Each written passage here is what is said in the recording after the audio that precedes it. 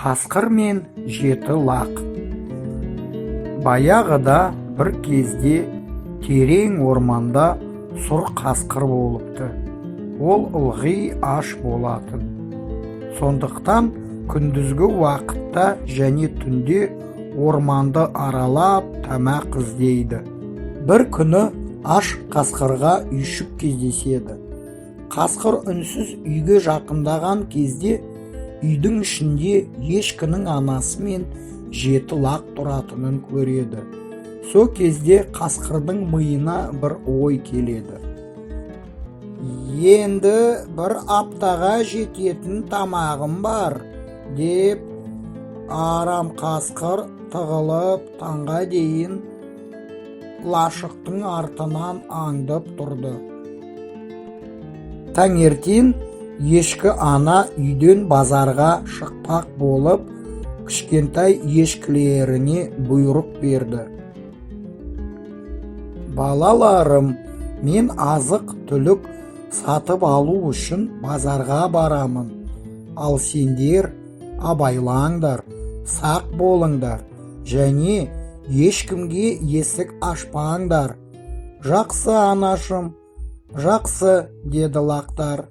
Ешкі ана жамандықты ойламай кетіп қалады. Ал біздің қасқыр ешкі кете салысымен ойлана бастайды. Қалай ол кішкентай ешкілерді алдап, есікті ашқызады. Ең жақсы тактика ешкі аулағанда ол камуфляж, деп шешеді қасқыр. Ол ескі көйлек киіп, құлағын төмен түсіріп, бұтақтан ешкінің екі мүйізін жасап, өз басына жалғастырады. Одан да көбірек ұқсау үшін табандарына ұн сеуіп, ешкінің үйіне барады. Жолда басқа біреудің үйінен жылы алма бәліш ұрлайды. Егер мен дауысымды өзгертсем, нақты әже бола аламын, деп ойлады қасқыр. Қасқыр ақырын лашықтың есігіне жақындап 3 рет қақты. Лақтар осы дыбысты бірден естіді. Есікті ашуға асықты. Олардың біреуі құлыпты ашпақ болғанда, екіншісі күте тұрыңыз, біз есікті ашпауымыз керек, деп айғайлады. Алдымен кім екенін сұрауымыз керек. Бұл кім? Сұрады бір лақ. Бұл менің балаларым, сендердің әжелерің. Мен сендерді саябаққа апаруға келдім. Біздің әжеміз өте алыста тұрады. Сіз ол бола алмайсыз. Мен солмын, сендерге жетуіме көп уақыт кетті. Балалар, есікті ашыңдар, тез жиналып саябаққа барайық. Қасқыр балаларымен сөйлесіп тұрғанда, лақтар есіктің астына қарап, оның табанына назар аударды. Қараңыздар, оның аяқтары ақ және үлпілдек. Дәл біздікі сияқты. Қарашы, оның аяқтары біздікіндей, деді лақтар. Ешкінің балалары есікті ашпағаннан кейін, қасқыр оларға алма бәлішінің иісін сезінсін деп, алма бәлішін есікке қарай жақындатты. Немелерім, қараңдар, мен сендердің сүйікті алма бәлішін әкелдім. Ал қасқырлар бәліш пісіруді білмейді, деді қасқыр. Балалар алманың хош иісін сезіп қойып, шыдай алмады, есікті ашты. Олардың ешқайсысы олардың алдында бетперде киген қасқыр екенін сезген жоқ. Жүр әже, саябаққа барайық, ал алма бәлішін қайтып келгенде жейміз, деп балаларымен қасқыр саятшылықтан шығып кетті. Ешкі балалары серуендеп, көңіл көтеруде. Жолда қасқырдың көйлегі ағаш бұтағына ілініп, көйлек ақырын сырғып түсті. Астында лақтар сор қасқырдың жүнін көрді. Бұл қасқыр екен. Қасқыр, қасқыр, көмектесіңдер. Тезірек жүгірейік, қашыңдар, деп айғалады лақтар. Қасқыр оның әшкере болғанын түсінгенде, ол құлағын шаншып, өткір тістерін көрсетіп, лақтардың артынан жүгірді. Қасқыр қуып жетіп, барлығын бір-бірлеп ұстады. Жолда бір лақ қашып үлгерді. Оны қасқыр көрмей қалды.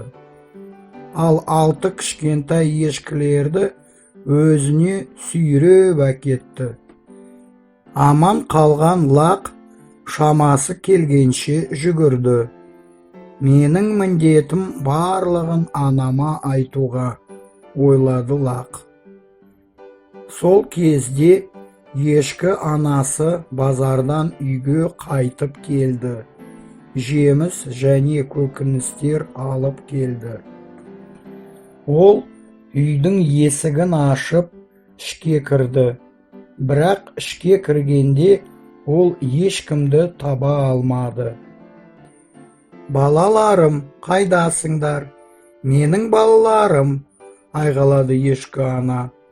Үйде ешкімді таба алмағаннан кейін ол далаға шығып іздеп кетті. Жердегі іздерді байқады. Үлкен табанның іздерін көрді. О, бұл қасқырдың іздері ғой. Ешкі қасқыр ізімен жүгірді.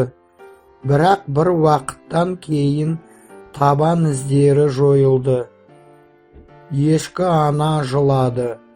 Жылап тұрғанда оның қасына қасқырдан қашқан кішкентай ешкі жүгіріп келді. Ана, анашым, деді лақ. О, балам, ағаларың мен бауырларың қайда? Не болды? Айт тезірек.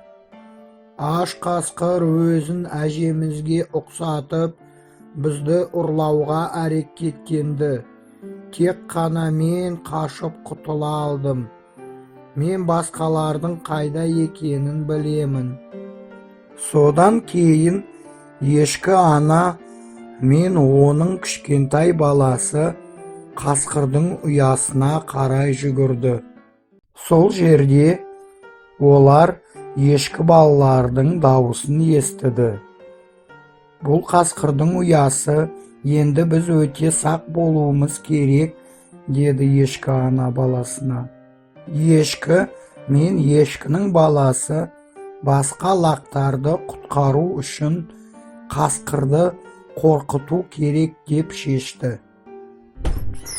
Олар қасқырдың ұясының табалдырығында тұрып, қолымен аюдың көлеңкесін істеді. Дәл осы уақытта қасқыр ешкінің лақтарын жейін деп тұрғанда, ол аюдың көлеңкесін көрді. Бұл не, аю ма немесе? Оны айтып тұрып қалды қасқыр. Мен үлкен аюмын, қатты ашпын, мұнда не бар екен білемін. Осында маған абден лайық қасқыр тұрады, кешке асқа маған жарап кетеді, деді ешкі. Қасқырдың қорыққаны сонша, ешкімге қарамай ұясынан далаға атып шығып, көмектесіңіз, аю мені жейді, деп айғайлап қашып кетті.